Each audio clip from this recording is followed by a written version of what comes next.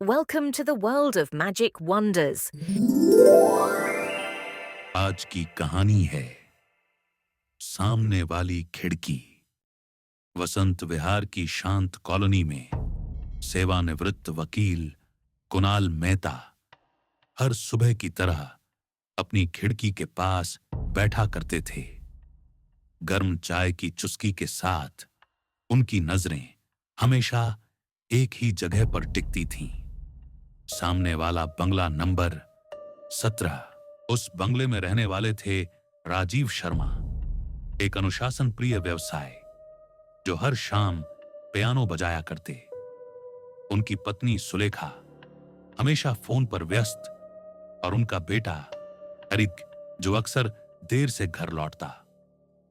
कुणाल इस परिवार की आदतें अब पहचानने लगे थे। एक रात जब बाहर तूफान था और बिजली गड़गड़ा रही थी, तभी एक तेज चमक के बीच कुणाल की नजर बंगले की खिड़की पर पड़ी।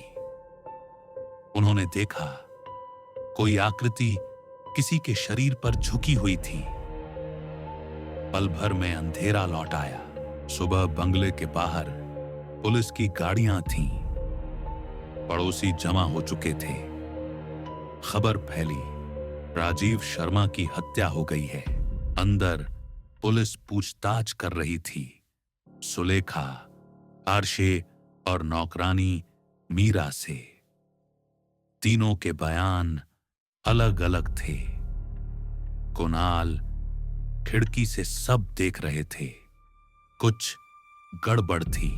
उस रात कुणाल सो नहीं सके। बार बार उनके दिमाग में वही दृश्य घूमता रहा। वह आकृति, बिजली की चमक और वो झुका हुआ शरीर। अगले दिन सुलेखा पुलिस से मिल रही थी। उसकी आवाज संयमित थी, आंखें सूखी। कुणाल सोचने लगे, ये औरत दुखी कम और संयमित ज्यादा क्यों दिख रही है। ऋषि भी बयान दे रहा था, लेकिन वह घबराया हुआ था। दूर से ही कुणाल ने उसकी कलाई पर चोट के निशान देख लिए। उधर फ्लैशबैक में मीरा को खून साफ करते हुए देखा गया, पियानो के पास, बहुत सावधानी से, जैसे उसे पता था कि क्या करना है। हत्या से 2 रात पहले आदित्य खुराना नाम का आदमी आया था, राजीव का पुराना साझेदार। उस रात उनकी बातचीत में तनाव साफ झलक रहा था। एक रात कुणाल अपने घर से निकलकर बंगले के बगीचे में पहुंचे। टॉर्च की रोशनी में उन्होंने बगीचे के पीछे कुछ अजीब देखा। मिट्टी में छुपा एक पुराना लकड़ी का दरवाजा चिड़चिड़ाया और खुला। उसके नीचे सीढ़ियां थीं, अंधेरे में उतरती हुई।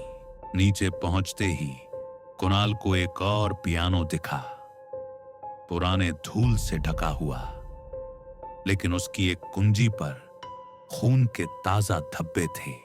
कूड़ेदान के पास उन्हें एक अजली तस्वीर मिली, जिसमें सुलेखा और आदित्य शिमला में एक साथ मुस्कुरा रहे थे। ऊपरी मंजिल के स्टडी में किताबों के पीछे एक छुपा हुआ हिस्सा था, जिसमें शायद पहले कुछ छिपाया गया था। कुणाल को बिजली वाली रात याद आई। उस आकृति की कलाई पर एक सोने की घड़ी चमकी थी। वो राजीव की नहीं थी, वह रोलेक्स आदित्य की थी। कुणाल ने एक योजना बनाई।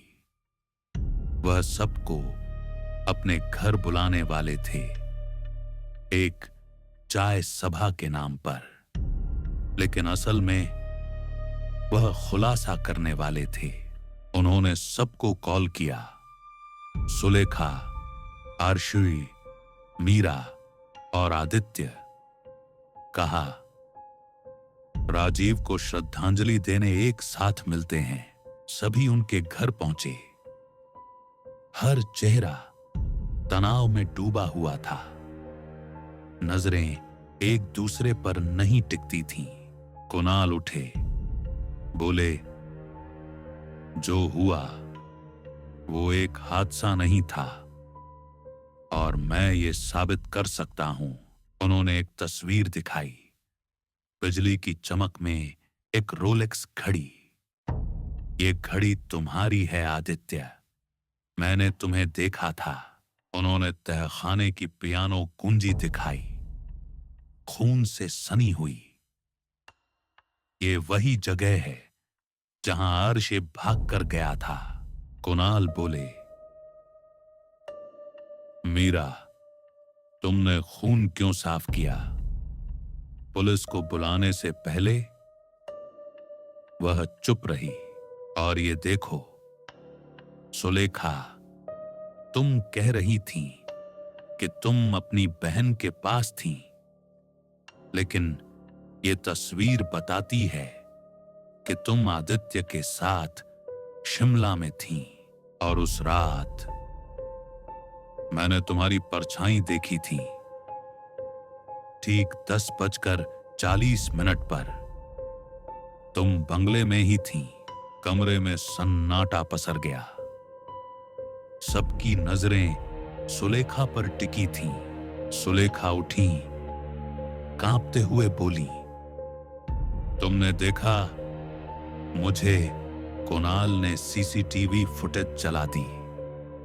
उसमें सुलेखा पीछे के बागीचे से निकलती दिख रही थी। चांदनी में चेहरा साफ था। वह कुर्सी पर बैठ गईं।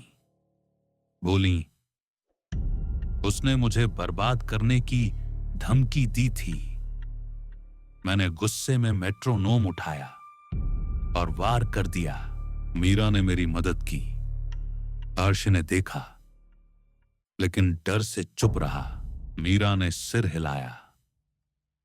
मैडम ने कहा था कि यह हादसा था। मैं मना नहीं कर सकी।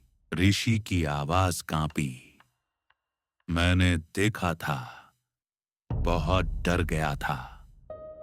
मैं तहखाने में जाकर छिप गया। कुणाल ने मेट्रोनोम टेबल पर रखा। यही था हत्या का हथियार। तभी पुलिस की सायरन बजी। इंस्पेक्टर अंदर आए, नजरें मिलाईं, सिर हिलाया।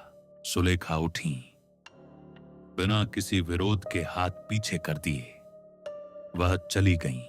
कुणाल उनके साथ चलते हुए बोले, हर सच को अदालत की जरूरत नहीं होती।